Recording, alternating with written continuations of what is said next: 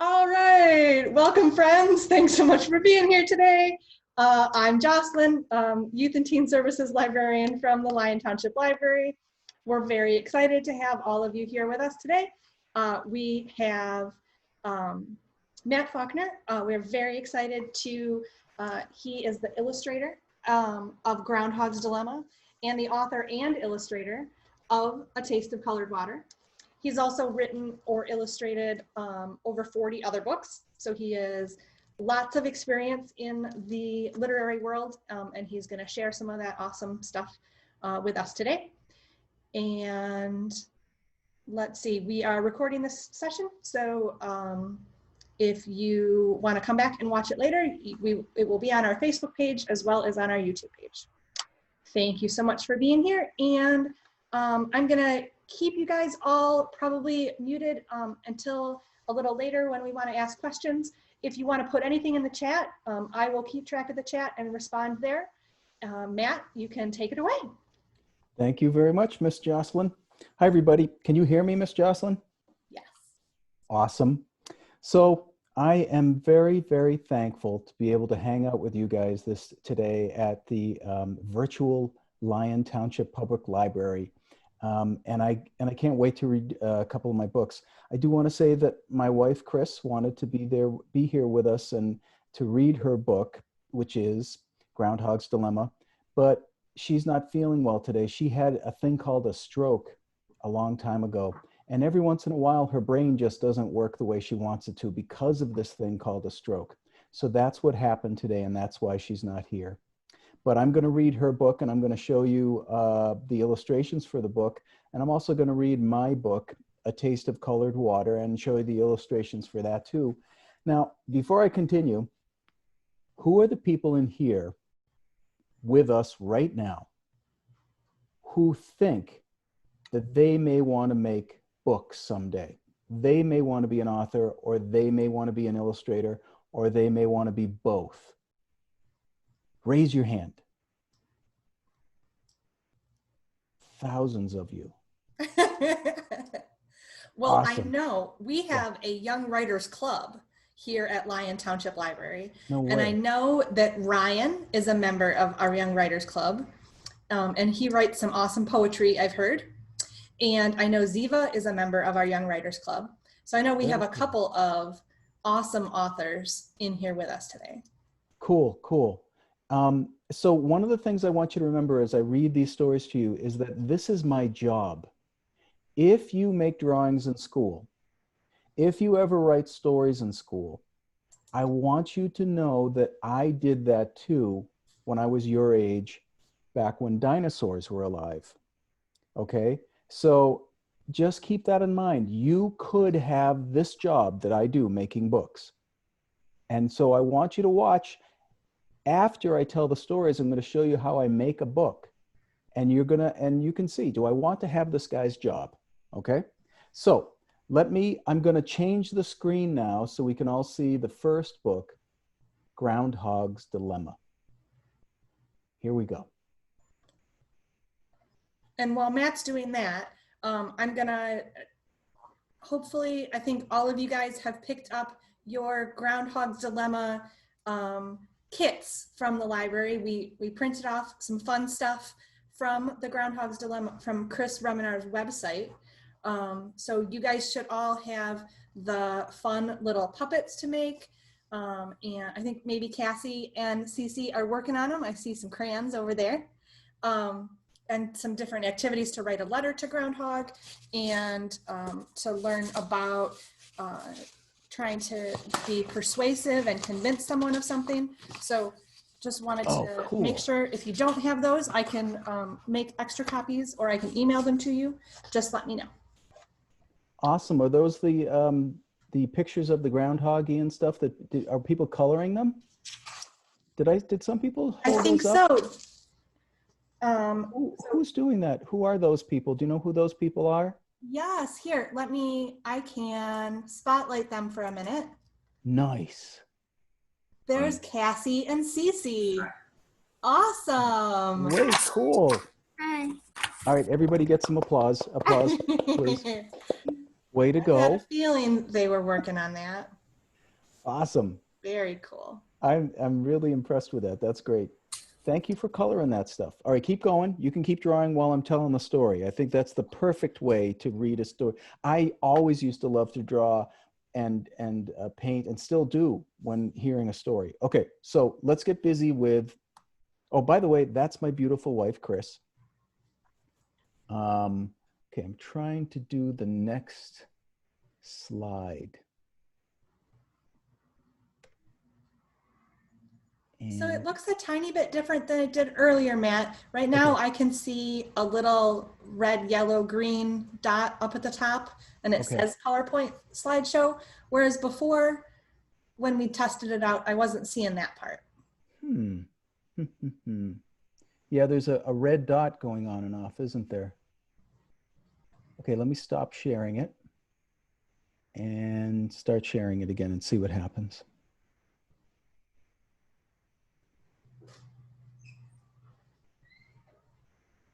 Okay.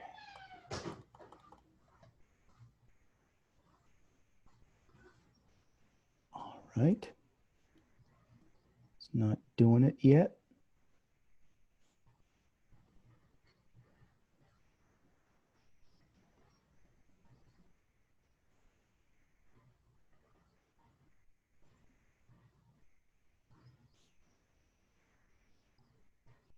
Okay, do you see, what do you see now? Right now we see your video. Okay, so you see me? Yep, we see you right now with Okay, your super cool background. thank you.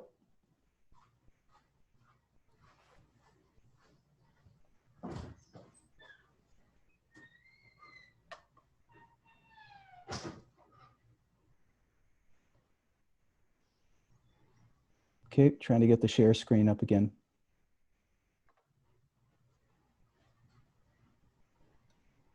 Still seeing me? So now we can see the PowerPoint presentation inside the PowerPoint window. All right, let's see if we can get presenter's view up there. And now we see presenter's view. So we're seeing all of the slides down at the bottom. There we go. That's right. That's what we want. Awesome. Sorry about that, guys. All right, let's tell the story. Are you ready? Everybody I'm give me ready. thumbs up. All right. All right, so here we go. Groundhog's Dilemma, written by Miss Kristen Remenar and illustrated by me, moi, as they say in France, Matt Faulkner. Okay. I see my shadow, Groundhog declared. Now half the animals cheered and the other half groaned. And you can see the owl up there saying, 6 more weeks of winter. The bear said, yes, back to sleep. And the hare said, yay. But the squirrel said, stuck in the nest for 6 more weeks, I'll go nuts. And the sparrow said, an early spring would have been nice. Groundhog's shoulders slumped.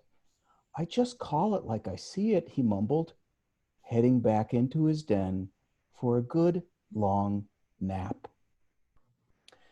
Now, spring finally arrived and everyone came out to look for food. We could have had fresh berries 6 weeks ago if someone hadn't seen his shadow, said the squirrel. I liked wearing my white fur a bit longer this year. Thanks, Groundhoggy, said the hare. Some people were happy and some people were not. Groundhoggy said, I only reported what I saw. Still, said the hare, I appreciate it. Here, have some berries. This exchange did not go unnoticed. The next morning, Squirrel stopped by for a visit. Groundhog, my pal, want to sit with me at the ball game today? I'll share my peanuts, he said. Really?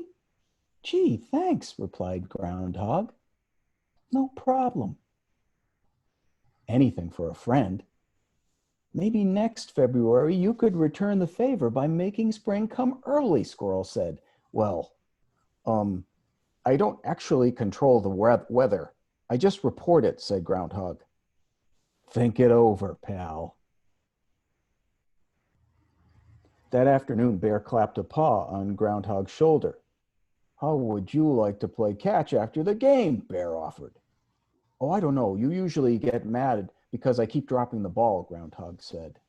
Well, today I'm in a good mood, and if I get 6 extra weeks of sleep next winter, I'll be in a good enough mood to teach you how to throw, Bear replied. Really? I mean, all I do is... But he wasn't listening. Just before the game began, Sparrow called out encouragingly to Groundhog. I'm sure we can find a position for the guy who can make spring come early. Groundhog opened his mouth to protest, but he looked longingly at the team warming up. You want to play? Me? Well, yeah. An early spring sounds good to me, Sparrow. You can see him there trotting out onto the field. But that evening, Hare stopped by. Groundhoggy, you do like seeing me in my pretty white coat, don't you? Mm-hmm, said Groundhoggy. Don't you want a longer winter next year so I can wear it for 6 extra weeks? Oh, yes, said Groundhoggy. So you'll see your shadow on February 2nd? Uh-huh. And he ate some blueberry pie. Now, over the next several months, Groundhog's social calendar was full of ball games, picnics, and bonfires. And on the first frost-covered morning in late fall, a crowd gathered at Groundhog's door. I like my winter sleep, said the bear. Don't forget early spring, said the squirrel. An early spring means more time for baseball, said the sparrow. You know how I love my winter white coat, Groundhoggy.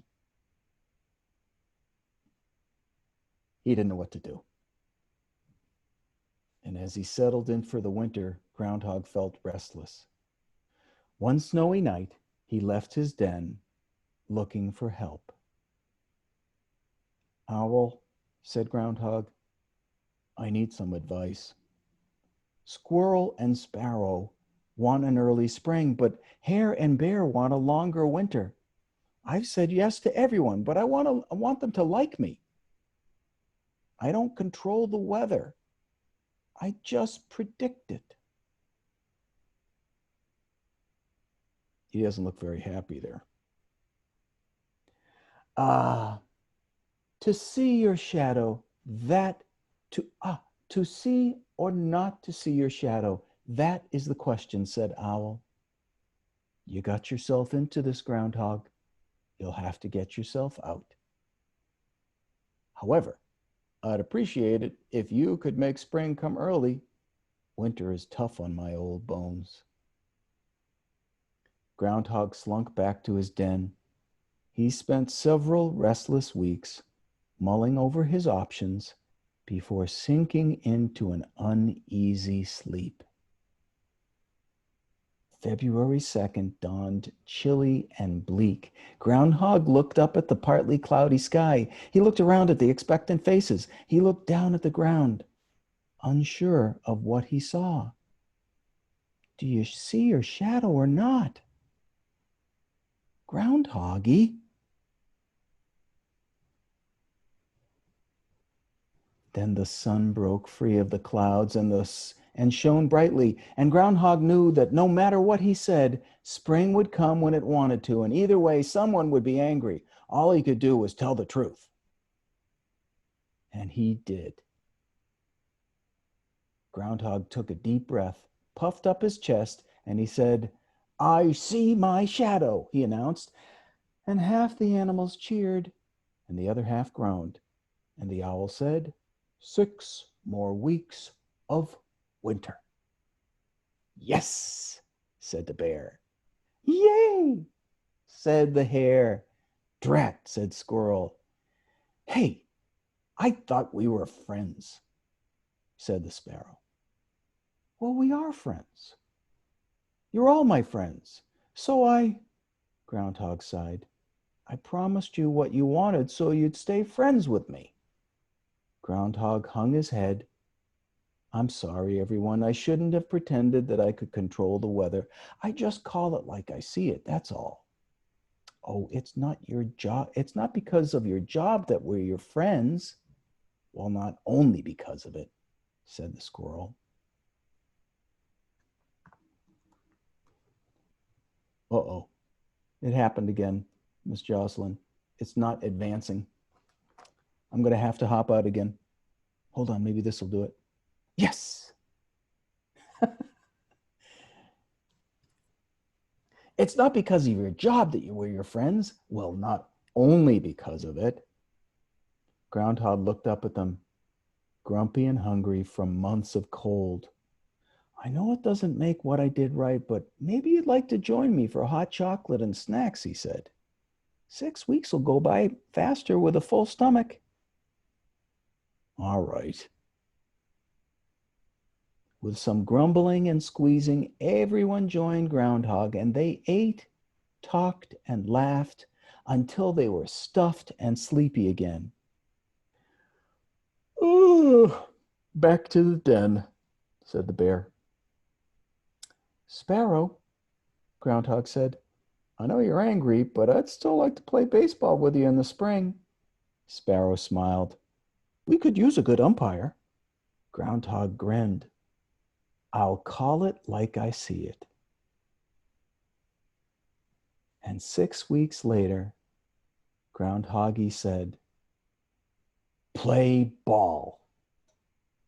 And that's the end of that story.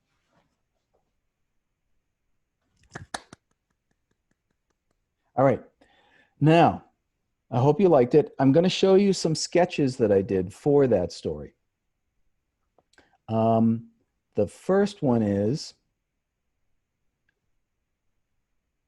when I do caricatures, when I do the characters for the story, I like to use a person's face. If it's an animal, I'll use a person so I can see who that character is by relating to them as a person. And so sometimes I use actors and sometimes I use people I know. In this case, the hair, I used my wife, Chris. Doesn't she kind of look like the rabbit? A little bit. And for the sparrow, we like to think of, oh, I forget her name, Kristen Bell. She's an actress on TV. Does that sound a little bit like maybe? Yes? Oh, good. And then for the groundhoggy, I think you're going to be surprised by this one. Michael Cera. I used his face when I thought of making the groundhoggy. And then lastly, for the squirrel, Chris and I came up with Steve Buscemi. Oh. So, just now, so now you know, this is how I come up with characters and one of the ways that I make them more believable when I draw them. Okay, I'm going to show you a few more things now. First, this used to be our house. This was Halloween a long time ago. And this is my family. This is my wife, Chris. This is a few years ago too. As you can see, my hair is much whiter than. That's my stepson, Joe, all the way on the left. My stepdaughter, Julia, with the glasses on. And the person with the purple glasses on is my son, Gabriel. He didn't always look like this. When we moved to San Francisco, this is what he ended up looking like. And so this is what you need to know if you're a parent. If you move to San Francisco, your children will end up looking like this. He doesn't look like that now, but just so you know, it could happen. And it's okay. And that's, of course, my beautiful wife, Chris, next to me. That's me when I was a little boy. I think I was quite adorable. I'm sure you agree. Of course, I had two horrible older sisters. They were terrible to me. As you can see in this picture right here, here they are torturing me. Yes, they did used to dress me up like a ballerina superhero. I don't know why, but they used to put these things on me. And oh, it's very depressing. But also, this is one of my report cards. Not the best report card in the world from 5th grade. Uh, and even though I loved art back then, you can see that my fifth grade teacher gave me an S, which only meant satisfactory. And if you'd like my fifth grade teacher's name and address to write my fifth grade teacher and tell my fifth grade teacher how wrong they were in only giving me a satisfactory and not a satisfactory plus through all 4 semesters, I will happily give you that. This is a drawing I did when I was little. I think I was in 4th grade. No, wait. This was like kindergarten. Because the way I know this is because this is you can see the alphabet I have up there. I was one of the last kids in my grade to learn how to do the alphabet. I couldn't figure it out. And I think partly because I was never tested, but I might have been dyslexic a little bit because I would mix up the shapes. Like the Z and the N, capital Z and capital N, look like the same thing. Why didn't they make the same sound? I don't know. Seemed like they were changing the rules all the time on me. So if you have troubles with like writing or the alphabet or math too, I had real problems with math. I make books now. So just know that if you keep at it, you'll get better at it. But yeah, I would much rather have been drawing Charlie Brown than trying to figure out the alphabet when I was a kid. And I used to draw pictures of my teacher, Mrs. Duffy. This is Mrs. Duffy finding me drawing a picture of her on my fractions quiz, and I turned her into an alien with, I think, 10 heads, and she didn't like me doing that, and she made me stay after school sometimes, I think, if I remember correctly, or maybe staying from recess. I don't remember, but yeah, wasn't good that I did that. But what I did love to do was eventually I loved to read. I wasn't a good reader at first either. It wasn't until I got into middle school that I started to read books. And a librarian, yes, Miss Jocelyn, they had librarians back in dinosaur ages too. She recommended that I read this book called The Hobbit. Maybe you've heard about it. I hope they make a movie out of it someday because it was fantastic. And I loved reading that book.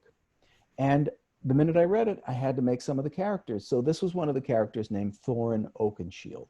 I loved him.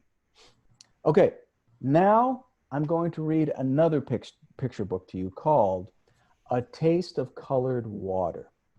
Now this book was written 12 years ago, and it's more serious than Groundhoggy.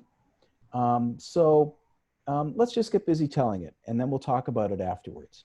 All right, here we go. A Taste of Colored Water by Matt Faulkner. That's me again. It was Abby Finch who started it all. Seems Abby had gone on another shopping trip to the big city with her mama, and she'd seen a sign clear as day hanging over a water bubbler that read, colored. Now, we thought she was crazy. I mean, who'd ever heard of colored water coming out of a bubbler? Most likely, this was just another one of her stories, because everyone knew Abby was a first-rate fibber. But good heavens, colored water. I mean, what if it were true? And crazy or not, Abby made it sound so fine. And let me tell you, that girl sure could talk. Now, Jelly, which is short for Julius, was my best friend and my cousin to boot, and we pondered the wondrous possibilities of colored water all the way home. And the more we talked about it, the more we wanted to see it and taste it. Hey, Lulu, that's my name short for Lucrezia, said Jelly. We got to get a look at that bubbler. I mean, Abby might be crazy, but we'd be even crazier if we didn't see for ourselves. I, of course, agreed. We just had to find a way to get to the big city, that's all. Didn't matter that neither Jelly nor I had ever been there before. That wasn't important. We'd made a vow, and the wheels of fate were turning. And wouldn't you know it, the wheels of fate rolled right up onto Jelly's front lawn the next morning. It verged on the miraculous, and this is how it happened. Uncle Jack borrowed a tractor, and the tired old thing broke down.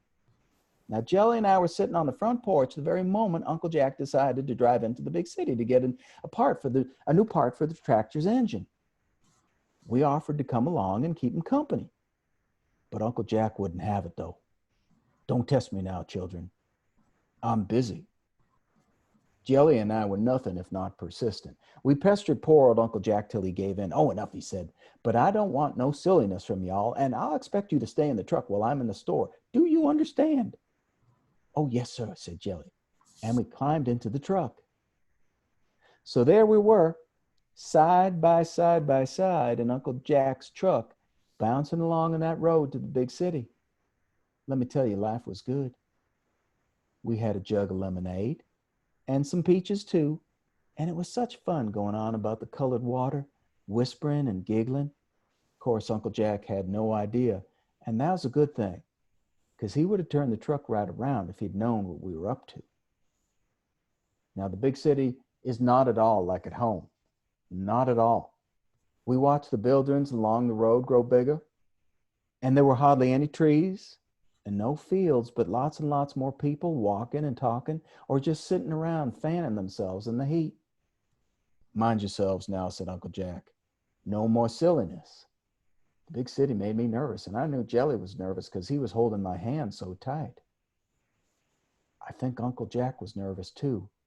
His eyes were wide, and he kept looking from side to side. I'd only seen him look like this once before when we pulled off the road back at home to let a twister go by. After what seemed forever, Uncle Jack gave a big sigh. Oh boy, there it is, City Hall. The tractor's shop is just across the street. I looked at Jelly, and Jelly looked at me. City Hall. We'd made it. Colored water was so close. Oh, I could taste it already. Cherry and lemon and orange and apple and all those flavors in one gulp. Jelly and I were looking all about, but there wasn't a single sign of a bubbler. What if Abby had just been telling another fib? Uncle Jack brought the truck to a stop, and he put his big hand on Jelly's shoulder. Look, you stay in the truck while I go in the store. I won't be but a minute. He stepped out of the truck, and he slammed the door. Stay put, he said. Look, Lulu, cried Jelly. He pointed to the city hall, and I could see sitting close by up on a hill. I saw a water bubbler, and hanging above it was a sign that said colored. Let's go, I hollered, and we hopped out of the truck and we ran across the street. Now I looked up the hill and I saw the bubbler again.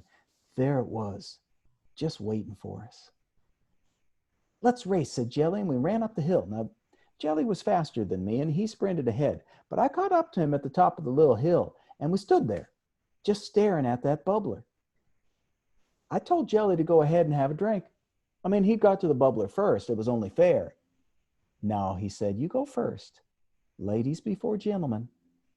It was such a kind thing for him to do, so I curtsied and I took a step towards the bubbler. Funny. It didn't look any different than a regular water bubbler. I mean, I thought it might look special, sort of heavenly. But you know, it looked plain as can be. I stepped up onto the stone. I grabbed the handle and I gave it a twist, and I watched as the colored water bubbled up. It sparkled in the sun, and it was so pretty. Just then I heard singing. Down the other side of the hill, I saw a crowd of folks marching along the road. They carried signs and they were singing, and the singing was so loud, almost like shouting, but they seemed so happy that I wanted to run down and join them. On the other side of the square, I could see a whole bunch of policemen and firemen. They looked as if they were waiting for the marching singers, and I thought maybe they'd all sing a song when they came together. But you know, that isn't what happened. As the parade came closer, I saw the firemen raise their fire hoses and shoot great gushes of water straight into the marching singers. Now, it was a hot day, and I thought maybe they were trying to give the marchers a treat, but the water came out so fast and hard it knocked folks clean off their feet. And they kept shooting that water, hurting people. I tried to shout, "Stop! Stop it!" but my throat, it was so dry. And I started to feel dizzy, like a nest of hot bees was swarming in my head. Just then I felt Jelly tug at my sleeve. "What you doing?" he said. "You going to have a drink or not?" I didn't answer him. I just stepped back off of the stone, and I fell right down on the ground. Jelly knelt beside me. Hey, are you all right, Lulu? I nodded and I told him to take a drink of the colored water. So he hopped up on the stone and he twisted the handle, and Jelly leaned forward to have a taste. Now, I didn't see the policeman at first, but I sure saw his dog. It was just about the meanest looking thing I'd ever seen. And before Jelly could get a taste of the colored water, the policeman grabbed a hold of his arm. Get away from there, boy, he shouted. That water ain't for you, it's for coloreds. He yanked Jelly down from the bubbler and he pushed him to the ground next to me. This is no place for children, now get, said the policeman. And he yanked his dog's chain and he dragged it all the way down the hill towards the parade. And the dog was snapping and snarling the whole way. Jelly started to cry. I ain't hurt, he said. He just scared me, that's all. Just then I heard someone calling our names. Jelly! Lulu! It was Uncle Jack. Uncle Jack met us on the road. We jumped into his arms and he quickly carried us back to the truck. I was so happy to feel his scratchy old beard on my face. Uncle Jack scolded us pretty fierce back in the truck. I told you two to stay put. I soon took to crying and Jelly followed. Oh, hey, now I'm sorry, said Uncle Jack. I was just angry because y'all scared me. I was so tired I could barely keep my eyes open. The humming of the tires was making me so sleepy. But I remember wondering about the marching singers and the firemen and the policeman's dog. Last of all, before I nodded off, I remember Jelly asking the most important question of all. Hey, Daddy, what color does a person have to be to get a taste of colored water? The end.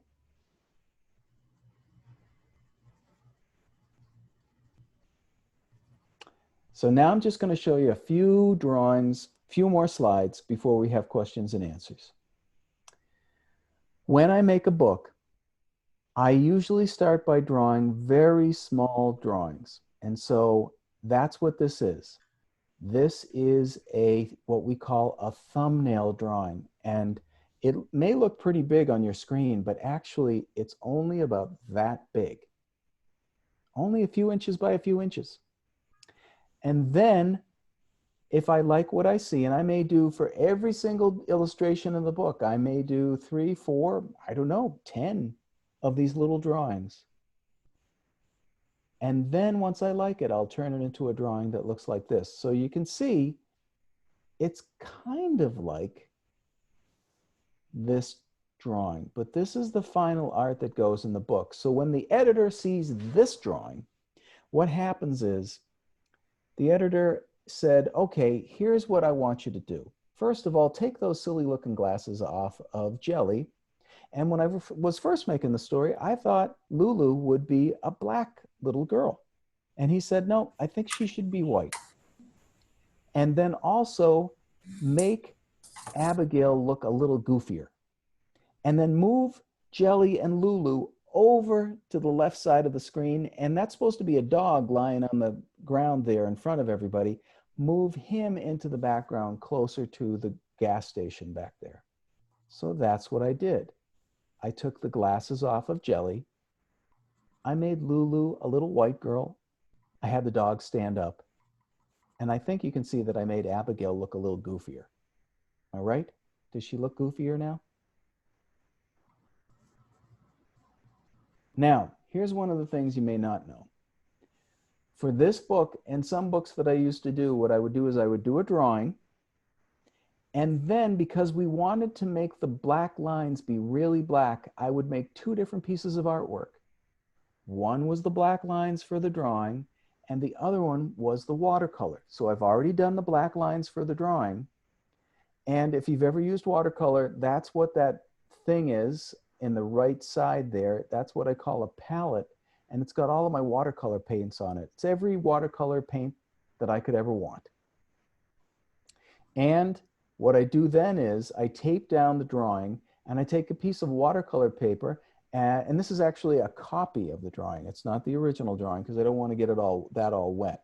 I'll take a copy of the drawing and I stick it on what I call a light box. It's just a box that I made that has some lights in it, some fluorescent lights. And I'll tape some watercolor paper on top of it. And I'll turn the lights on inside of the box, and I turn the lights off above me, and it looks like this. And then I put the watercolor paint on the watercolor paper, and when I'm done, it looks like this. Now, does that look like a piece of art that you would want to see in a picture book? No. So what I do next is I take this drawing, remember that drawing? And I scan it, and I scan the watercolor, and I put them both together in the computer. And it looks like that. Doesn't that look better? That looks like it should go in a book, right? Yeah. All right. And what was the last slide? Oh, we'll leave it there. That's the last slide. Do you want me to do some questions and answers now, Miss Jocelyn? Yeah, that would be great. Okay, I'm going to come out of screen sharing just to have my face. Ta-da! There we go. So, does anyone have a question? Yeah, Colin, you can unmute yourself there. What was your favorite book that you written or illustrated? Well, first of all, I have to ask you, Colin, I think I saw you drawing. Were you drawing there at all? You were. I knew it. Do you think of yourself as an author or an illustrator or both? Do you like to, so you're going to have to answer that question before I answer your question. Do you like to tell stories, or do you like to make the artwork for stories? Or do you like to do both? I like to illustrate. Awesome. I knew I liked you right from the minute I saw you. Because I'm an illustrator first. I love to do the drawings, but they started to ask me if I wanted to tell stories. And I was like, but I just like to make the pictures. And they said, we'll help you. The person who told me that was the editor. The editor is, and a company, the publisher is kind of like the teacher in a classroom. So if you like to make the artwork, you can also do cartoons. That's telling a story with pictures. Now, I'm going to answer your question. What is my favorite book I ever illustrated? I have to be honest with you. Usually it's the book that I'm working on right now. You might think, well, maybe there was the favorite book that I ever did. And certainly Groundhog's Dilemma was a lot of fun because I could do it with my wife, and I really like telling the story about Groundhoggy and the hare and the squirrel and the bear and the sparrow and the owl. I also liked telling the story of A Taste of Colored Water because I think that was a story that was really important for me to tell. And then I'll tell you one more book that I like making. The very first, The Amazing Voyage of Jackie Grace. And it came out in 1985. That's how old I am. Like I said, dinosaurs. And that was the first book I ever wrote and illustrated. And it was so exciting to see my ideas be printed in a book, just like this. Wow, that's doing a lot of really psychedelic stuff right now. Anyways, that's a book right there. Does that answer your question well enough, Colin? Shake your head yes or no. Yeah. Are you down with that? Awesome. Who else has a question?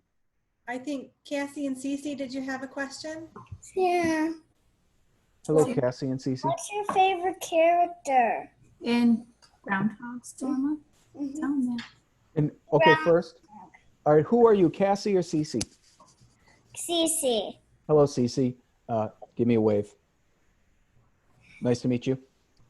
First, are you an author or are you an illustrator? Do you like to write words or draw pictures? I'm an illustrator. You're an illustrator. I love that. That's really good. And then Cassie, what are you? An illustrator. Even better. Wow. Two illustrators in the same family. I'm really digging it. Although you should know, if you write your own stories and make the pictures for it, they give you more money. Now, the favorite character, will you tell me first, who was your favorite character in Groundhoggy, Cece? Who is your favorite character? The bunny. Really? Mm-hmm. I made that character after my wife, Chris. She was fun. I liked her a lot. And Chris is coming up with new stories with Bunny and Groundhoggy and all of the characters. So I can't wait till the next book comes out. Oh boy. Yeah, because I'll get to make more pictures for it. And Cassie, who was your favorite character? Also the bunny. You like the bunny too? I really did like making the bunny. Although I have to say, it's kind of like I'm their dad. I made all of them, so it's a little hard to pick one or the other. I don't feel like it's fair to say I love that one more than the other, but don't tell them. The one that I really had fun making was the squirrel because he was so grumpy all the time. He had all of those little kids, all of his kids running around. And so just so you know too, don't tell anybody, Chris has actually written a new story that's about Father's Day with the squirrel and his kids. Oh. Just don't tell anybody. It hasn't come out yet. So we're trying to see if we can get them to make that book. Okay. Did that answer your questions? Yeah. All right, awesome. Wonderful. Anybody Balja, else? do you have any questions? Me. Yes. Because I have a brilliant idea. You have a brilliant idea? A brilliant question. Yeah. Do dogs like stories? I think dogs love stories. Absolutely. Right now I made a story. Look. Did you make a story about a Yes. dog? Oh. No, it's called Sheila Balja the Firefly and the baby creature. Do you want to? But it's in the egg. Bye, Balja! And it's inside the egg? I just invented it. You just made this book. Really? Did you just make this book just now? No, not just right now. She likes to write stories and also then she draws. Oh, that's wonderful. I And? type them for her, but Oh, that's fantastic. That's tremendous. That kind of support from parents is immeasurable. The reason why I do what I do is because I was told from a very young age by my mom that it's okay to be an artist. And that may sound silly. She just said it's okay. But I tell you, there's so many ways in our world right now where grown-ups don't support kids, right? Not like here, but like it can be really troublesome to see all of the great artists and they're just who are kids who aren't getting the kind of support that they need. Let me tell you one other way that my mom used to support me. It's a little bit embarrassing. Is it okay if I tell an embarrassing story about me when I was a kid? I think so. All right. Don't tell anybody else again because it's a little embarrassing. When I was little, I have a younger, ugly, dumb brother named Byron. And he used to really irritate me because he would take my sketchbook when I was little, when we were watching TV, and he would draw in it his goofy pictures, and I would get mad at him. And so we would be watching this TV show called Dennis the Menace. And Dennis was a little troublemaker. And so after I watched the show, I would do some of the troublemaking things to my brother Barry that Dennis did in the show. Ooh. And my brother Byron. And my mother said, you can't keep doing this. So from now on, when you come home from school, instead of watching TV, Byron can go watch TV and you are going to have to sit in the kitchen and draw for a half an hour. Now, at first it was a punishment because I wanted to watch Dennis the Menace. But after a while, I started to look forward to every day I would come home. And if my mom had gotten some cookies, you know, I would eat some cookies and draw and have some milk. And for a while, it became like that's what I did. And really, because my mom said every day, you're going to draw, that is who I became. I was the kid that drew. Not only was I the kid that drew at home after school, so I wouldn't watch Dennis the Menace and bother my brother Byron, but then I became the kid at school who also drew. I was the class artist. You know, that happens. And so that is how I came to understand that it's okay for me to be an artist. So I think it's really great that you're supporting your daughter. And I hope that you keep doing that. Awesome. Anybody else? Ryan, did I see your hand? Did you have a question? No. Are you sure? I have one question. I know Okay. it because, hold on, you've got the Aurora Borealis going on behind your head there, and that is way cool. Did you know that was the Aurora Borealis? Yeah. You I did? It's like really cool. Are you like a science guy? What is your thing? No, it gives me the option to do it. Oh, it does, yeah, okay. But still, I mean, you could have chosen something else, like, you know, marshmallows or something, but you chose the Aurora Borealis. Do you, I got to ask the same question of you. Are you a writer or are you an artist or are you both? Artist. Yes. So many artists on here today. Okay, Ryan, what's your question? What's your mom's name? What's my mom's name? My mom's name was Ruth. Ruth. And she really did, she would like, we weren't rich, we weren't poor either, but she would buy whatever I needed to make my artwork. She would also like get all different kinds of papers from me.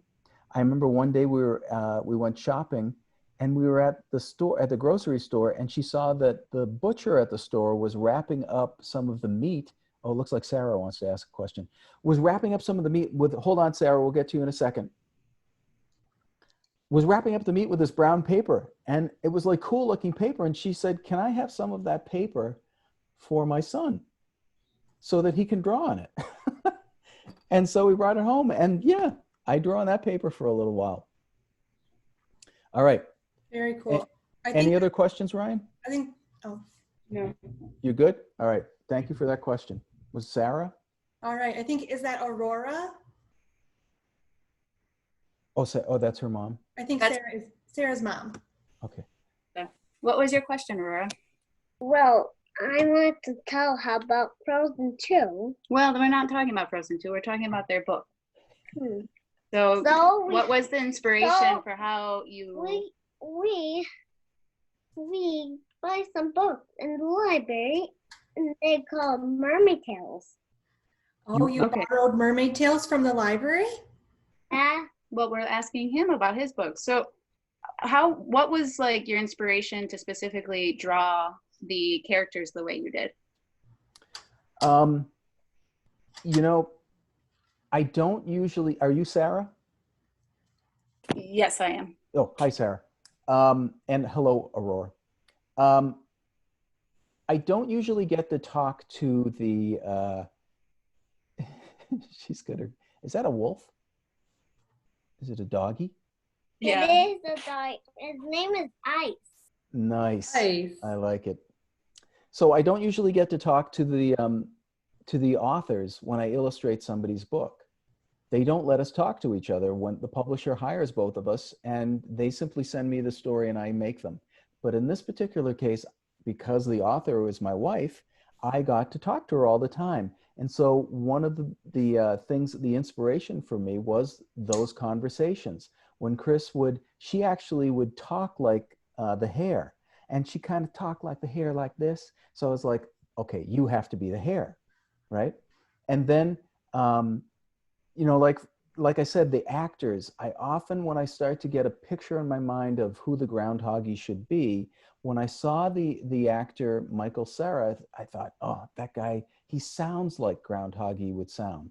So in that particular instance, it really was the actors, and but also speaking with my wife was the prime inspirations for making those characters. Does that make sense?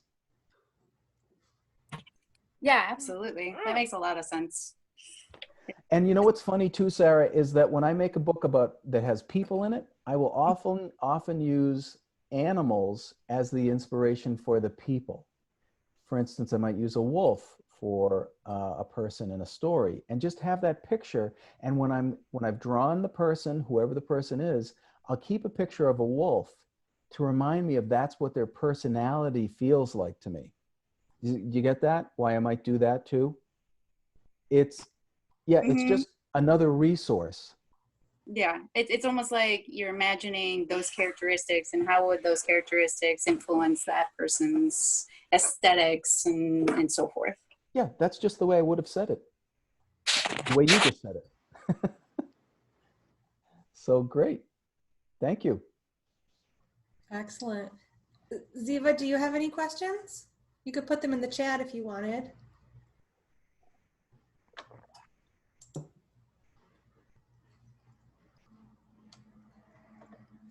think everyone else has had a chance to ask a question. Mm-hmm.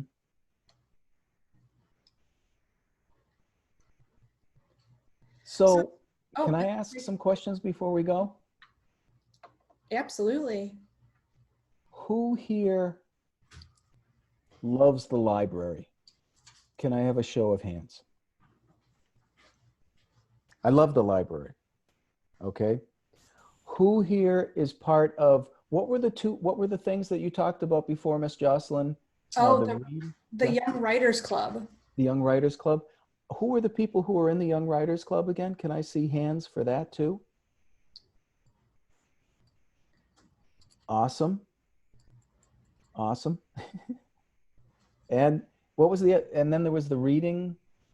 Oh, the summer reading challenge. Yeah. I think everyone who's here has signed up for summer reading challenge. Yeah. And what is that about? How does that work? So you get to create an account on Read Squared, which is our online portal. And then you get to keep track of all of the minutes that you read or anyone reads to you. And then you also get to keep track of things like coming to programs. So all of you get a bonus 100 points for coming to the program today. And I can put those points in there for you, or you can use the code. I will put it in the chat. It is Groundhog. So the special code for today is Groundhog. So you can get 100 points for each attendee for that. You can also get points for doing fun things, different things that are in the missions, like you could build a blanket fort and read inside your fort. And you can get points for that. You can. Wait. What do they have to, like, send you a picture of the blanket fort to prove that they built one, or you just trust them? There are some of the things that I ask maybe a question to tell me something about what they did. Like one of the activities is to go for a walk and see if you can listen to and hear a bird, and maybe try and look up some bird songs and see if you can identify what kind of bird you might have seen. Oh, way cool. So that one I asked what kind of bird you saw. I think the blanket fort, I maybe just let them say that yes, they did it, and they can just check that off. But there are a few things that I ask if they would take a picture and show me. That is cool. Now, these points that people are getting, is this just to see who gets the most points, or is there a prize? Because I'm interested in prizes. Yes. So there are, every 200 points, you can choose a prize from our prize store. So we've got all sorts of fun things. We've got some little dinosaur puppet grabber guys that are little dinosaur heads that when you squeeze, they look like they're talking. We've got some. I want one of those. Yeah, I could arrange that, Matt. I hoped you would. We've got some little dinosaur squirters that you can. Wait a minute, do they have them? Is that what they are? Oh yes, Cassie and Cece. Let me make you real big, and you can show everybody. I want those so much.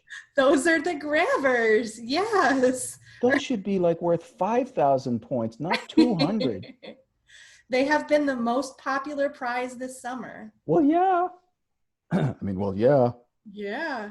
And some people have chosen slime as a prize. We've got some Wizard's Brew slime in 3 different colors. Oh, Ryan says in chat, he's already up to 1,615 points. That is a lot.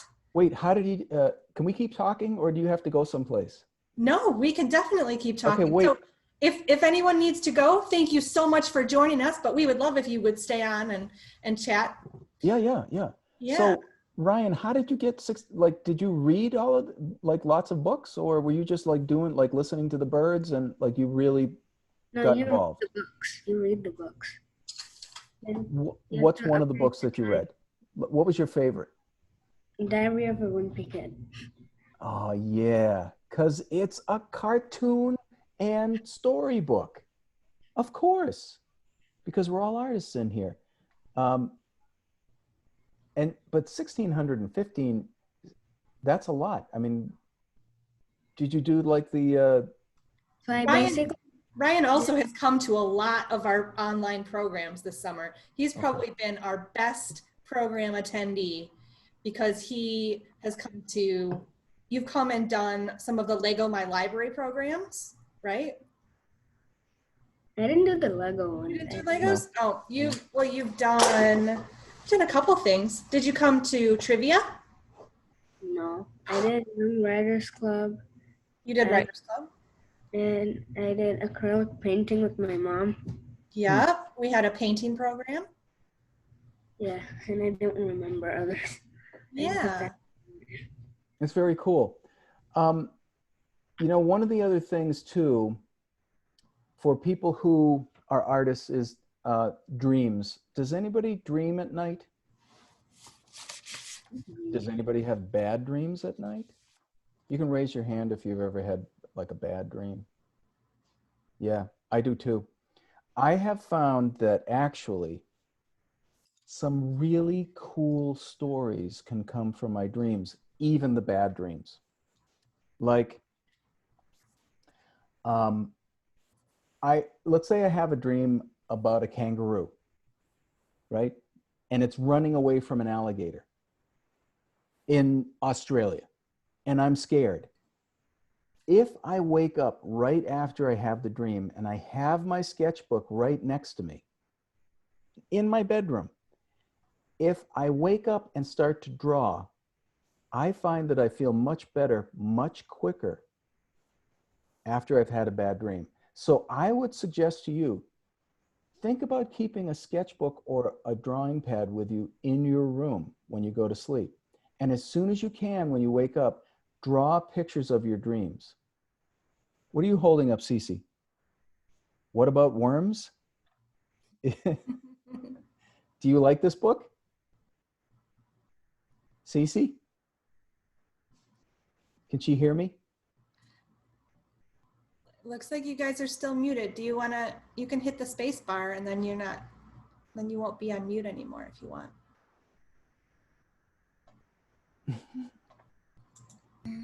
Okay, tell me where that's your favorite one to read for points. This is my favorite one to read to get points. Awesome. Oh, for summer reading? Mm-hmm. Very cool. Now, do different books have more points or less points? We are just keeping track of minutes that we read. Okay, cool. You can read anything at all. Awesome. And we made it so that if you read for 20 minutes every day, you would get to 1,000 before the end of the summer reading program. And 1,000 was our goal for everybody, to try to make it to 1,000. And everybody, for the first time this year, if you make it to 1,000, you're going to get an LTPL t-shirt. We've designed t-shirts that we are making for everybody who finishes our summer reading challenge. So we're super excited about it. Did you make any that are big enough for me? We do have some that are big enough for grown-ups. So Not that I'm asking for one, I'm just saying, I just wanted to know. I would say if you signed up on Read Squared, in fact, I will put the link in the chat. You could write down all the reading you've been doing and all of the fun activities that you've done. And you could earn points toward getting that t-shirt. You would let me in? Absolutely. That's the one thing that's really nice about Lyon Township Library is we don't care where you live. You are welcome to join our summer reading and come to any of our programs. In fact, some of our grown-up programs, we've been having some programs that are about like gardening. And we had one that was about bird migration, which was really interesting. And we had people join us from other states, even outside of Michigan. Very cool. Yeah, so it's been really fun this summer, even though it's kind of, we're kind of sad that we don't all get to be inside the library together. It's Right. really fun to be able to meet new friends from all over the country. Right. Join us for our programs because we're online. That's very cool. Yeah. And are there more programs coming up through August? Yeah, let me see what we've got. So next Tuesday, we have our Star Wars family trivia. So you could join for that. That one's gonna be a lot of fun. Let's see. What else do we have on the calendar here? Let me pull it up here. Some of you guys might be signed up for some of our fun stuff that's coming up. So we do Storytime Live on Facebook every Tuesday and Thursday morning at 10:30. So you can always log in to join us for that.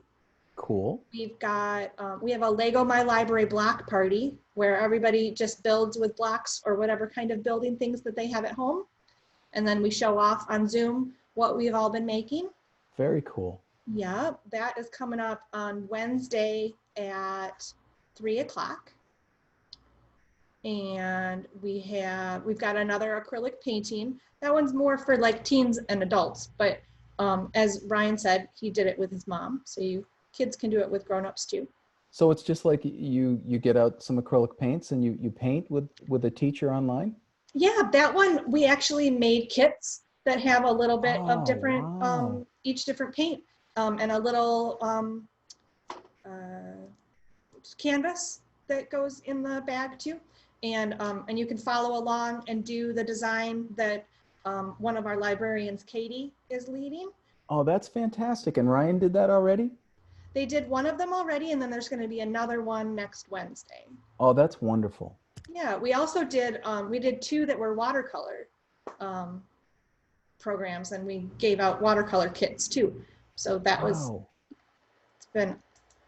we've done lots of fun art things this summer. That's fantastic. Yeah. Well, I just want to thank you again for having me on. I really had fun hanging with you guys. And I would like to come back again someday. We would love that. Okay. One of the things too I'm doing right now is I'm making a graphic novel. Oh. And so someday if we want to talk about, it's a different kind of book.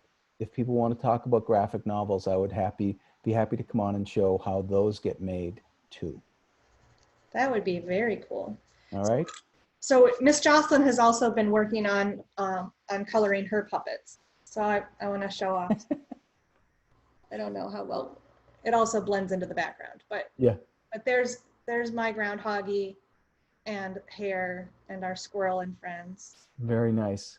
So I'll have to work a little longer on those and finish the rest of our friends. But I'm so glad that you guys are having fun. Oh, looking good, Colin. Can you hold that up again? Wow. Very cool. Very cool. Excellent. Well, when I get off of here, it's almost dinner time, so I'll make dinner, but I'm going to be drawing later on too. I'm going to keep on drawing today, so I hope all of you keep on doing some more drawing today too. Yeah. So thank you so much, everybody, for joining us. Again, you can use, oh, Cassie, are you showing us your loops?